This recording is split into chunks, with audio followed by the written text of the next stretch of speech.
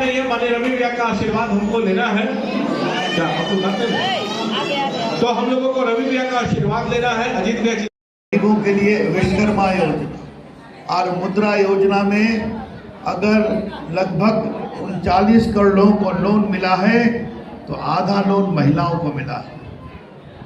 आज भारत की बेटियां एयरफोर्स का जहाज चलाती हैं।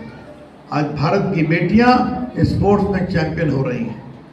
मोदी जी ने देश की नारी शक्ति को स्वच्छ भारत, स्वस्थ भारत, शौचालय बने, उज्ज्वला योजना लगे, बेटियां पुलिस में जाएं, बेटियां आर्मी में जाएं और बेटियां आगे बढ़ें।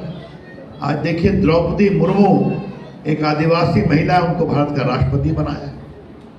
तो आप लोग आई हैं तो बीजेपी परिवारवाद में विश्वास नहीं करती, लेकिन बीजेपी हर साधारण व्यक्ति को आगे बढ़ाने में विश्वास करती है। क्या थे मोदी जी? एक गरीब परिवार के बेटा, माँ पड़ोस में बर्तन मांजती थी, कपड़ा साफ करती थी, 6-7 भाई बहन थे, पिताजी स्टेशन पर चाय पिलाते थे। आज देखिए उनका बेटा भारत का प्रधानमंत्री बना। तो ये बीजेपी कर सकती है कि एक गरीब का बेटा हिंदुस्तान का प्रधानमंत्री बन सकता है और देश का नाम रोशन कर सकता है। ये आपसे हम कहना चाहते हैं। और उधर क्या हाल है? एक नेताजी कहते हैं बिहार मेरा परिवार, लेकिन मेरा परिवार है बिहार। बात समझ गए हम क्या कह रहे हैं? हम बनेंगे, हम जाएंगे तो मेरी पत्नी आएगी, उसके बाद मेरा एक बेटा आएगा, फिर दूसरा बेटा आएगा, फिर एक बेटी आएगी, फिर दूसरी बेटी आएगी। ये जो देश के सामने एक मॉडल है, इसको समझने की जरूरत है। आज देखिए नरेंद्र मोदी जी देश के प्रधानमंत्री बने, 3 तलाक खत्म हो गया ना। ये बताइए धारा 370 समाप्त हो गया ना, इतना वोटिंग वहां नहीं हुआ। जिस लाल चौक श्रीनगर में पाकिस्तान का झंडा लहराता था, आज वहां तिरंगा लहराता है। वहां रामनवमी की शोभा यात्रा निकलती है, वहां जन्माष्टमी की शोभा यात्रा निकलती है, महादेव की शोभा यात्रा शिवरात्रि में निकलती है, और तजिया में निकलता है, और ईद का भी त्योहार होता है। यही तो भारत है ना। प्रभु राम का मंदिर बन गया ना, भव्य मंदिर बनाना। देखा होगा, मैं तो प्रभु राम का वकील था। 500 साल के बाद आज प्रभु राम का कोरोना के टीका तो नहीं समझ, याद है कोरोना का था, वो टीका आपको पहला डोज कहां लगेगा, दूसरा डोज कहां लगेगा, ये याद है आपको? कहां जानकारी मिलती थी? आपके मोबाइल पर आती थी। ये काम भी आपके सांसद रविशंकर प्रसाद करे, टेलीकॉम मंत्री करो। आज देखिए मोबाइल फोन से ये रिकॉर्ड कर रहे हैं, वो रिकॉर्ड कर रहे हैं, वो रिकॉर्ड कर रहे हैं, वो रिकॉर्ड कर रही हैं। कमरा भुला गया कैमरा, अब सब कुछ स्मार्टफोन से ही चलता है, क्योंकि हिंदुस्तान में 90 करोड़ स्मार्टफोन है। और ये डिजिटल इंडिया जो हुआ है, डिजिटल पेमेंट, डिजिटल डिलीवरी, ये सब तो स्मार्टफोन से है ना। लोग कहते हैं व्हाट्सएप कर दीजिए क्योंकि डेटा सस्ता है। आजकल एक ठेला बेचने वाले, ये बदलाव हुआ है देश। प्रभु राम का मंदिर बन रहा है, आगे और बनेगा। पाकिस्तान ठंडा, आतंकवाद ठंडा, और उस तरफ खाली गाली गलौज। आप बताइए कि कोई आरक्षण समाप्त नहीं होगा। एससी का, एसटी का, अनुसूचित जाति जनजाति का, झूठ बोलते हैं ये लोग।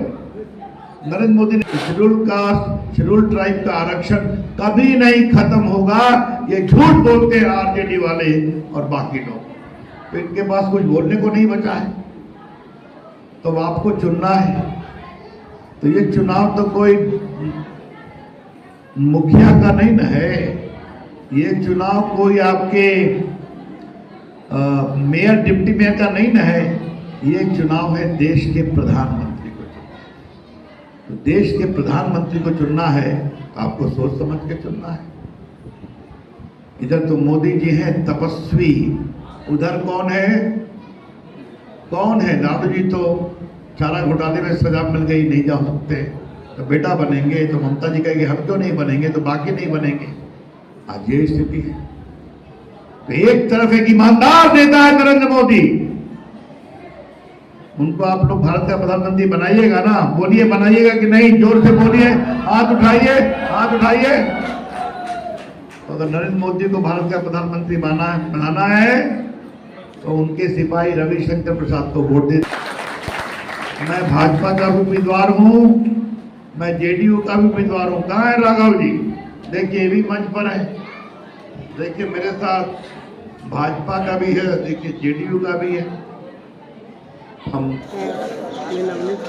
ज्वाइन किया आपने, काफी लोगों का क्या कहेंगे? नहीं, बीजेपी में तो हम बहुत पहले ही ज्वाइन किए हैं। आज हम माननीय रविशंकर बाबू का सम्मान में हम यहाँ हैं और जनता के सम्मान में हैं। जनता इस बार बहुत भारी मतों से विजय दिलाने का काम करेगी। देख रहे आपके पीछे काफी लोग उत्साहित है, कार्यकर्ता उत्साहित दिख रहा है। तो 400 के पार वाला जो नारा है वो सच होता दिख रहा है, वो एकदम सच होता दिख रहा है। अब की बार 400 पार। मोदी सरकार जिंदाबाद, जिंदाबाद, जिंदाबाद। स्वाभाविक रूप से माननीय प्रधानमंत्री जी के नेतृत्व में जो देश का विकास और विश्वास हुआ है और 25 करोड़ गरीबों का गरीबी रेखा से स्तर जो ऊंचा हुआ है, तो मान सम्मान कार्यकर्ताओं का, समाज का, भारत के एक नागरिक का बढ़ने का काम हुआ है। देश की प्रगति, उन्नति और सब प्रकार से जो विकास हुआ है इस देश के अंतर्गत, उसको लेकर कमल ही कमल और एनडीए के पूरी प्रत्याशी जो जहां हैं, आज विजय पताका के साथ 400 पार के लिए तो हम आगे बढ़ ही रहे हैं। और हम गरीबों के लिए जितनी योजनाएं लाए हैं सब सफलीभूत हुआ है और आने वाला समय में भी भारत के विकास के लिए, भारत के विश्व गुरु के लिए, भारत के संपदा के लिए, भारत के आर्थिक उन्नति के लिए जो माननीय प्रधानमंत्री जी जो काम कर रहे हैं उसके विकास और विश्वास के लिए एक लोग कमल छाप को 1 जून को अपने मताधिकार का प्रयोग करने का काम करेंगे। इसी के निमित्त समाज के सब लोग यहाँ पर उपस्थित हैं, नौजवान से लेकर बुजुर्ग से लेकर महिलाओं से लेकर सभी लोग यहाँ उपस्थित हैं। सब लोग आशीर्वचन देने के लिए माननीय रविशंकर प्रसाद जी को क्रमांक 3 पर अपना मताधिकार का प्रयोग 1 तारीख को जरूर करने का काम करेंगे। प्रधानमंत्री बिहार लगातार आ रहे हैं, विपक्ष कर रहे हैं कि मोदी जी डर गए, क्या कहिएगा? ऐसा कुछ जो संवाद माननीय मोदी जी डायरेक्ट समाज के साथ कर रहे हैं, आज तेजस्वी यादव और मुकेश सहनी जी जिन शब्दों का प्रयोग कर गए कि मिर्ची लग जाएगा इनको, यानी कि जनता को क्या समझते हैं, जनता विश्वास के साथ आगे बढ़ने का काम कर रही है, जनता अपने विकास और विश्वास के साथ आ रही है। ये तो मान प्रति सभी का प्रेम और विश्वास है कि लोग लगातार उनको सुनने आ रहे हैं, क्योंकि बिहार के विकास के साथ अनेक योजनाओं को जो देने का काम किया है। आज पूछिए उनके नेता से, विपक्ष के नेता से कि उनके पिताजी ने 15 वर्षों तक बिहार को किस प्रकार से लॉ एंड ऑर्डर समाप्त करने से लेकर लूटने का जो काम किए हैं। तो देश का विकास और रोजगार का सृजन नहीं कर सकते हैं, लैंड जॉब की बात केवल वो कर सकते हैं कि अपनी ज़मीन लिखा के दूसरे की रोजगार करने की जो बात कर सकते हैं। आज विपक्ष के सामने कोई मुद्दा नहीं है। इसी प्रकार का अनर्गल बातें कर कभी आरक्षण के विषय पर, कभी और कोई विषय पर करने का काम करते हैं। इंडी गठबंधन से पूछने का काम कीजिए कि इंडी गठबंधन ने किस प्रकार से कर्नाटक में ओबीसी और एससी के आरक्षण को कम करते हुए मुसलमानों को आरक्षण बढ़ाने का काम किया है। ये तो सर्वविदित है कि कर रहे हैं वो, भर रहे हैं वो, अब बरगलाने का काम वो कर रहे हैं। तो बार बार काट के हांडी पर जो दाल चढ़ाने का प्रयास कर रहे हैं वो अब सफलीभूत नहीं होगा। बिहार की जनता समझ चुकी है इस बात को। तो माननीय प्रधानमंत्री जी जिन बातों को कहे हैं आज सुनने के लिए पूरी बिहार की जनता आज सड़कों पर तो रहती ही है और मताधिकार का प्रयोग मताधिकार का जरूर करेगी।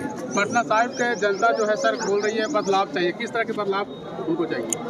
आज पटना साहिब की लोग प्रिय जनता माननीय रविशंकर प्रसाद जी को पिछले से अधिक वोटों से जिताने का काम करेगी, क्योंकि लगातार वो बिहार के पटना के धरती से जुड़कर लंबे वर्षों तक जो काम का निष्पादन करने का काम किए हैं, अटल पथ से योजनाओं से लेकर मेट्रो से लेकर अनेकों चीज़ों उन्होंने बिहार को देने का काम किया है।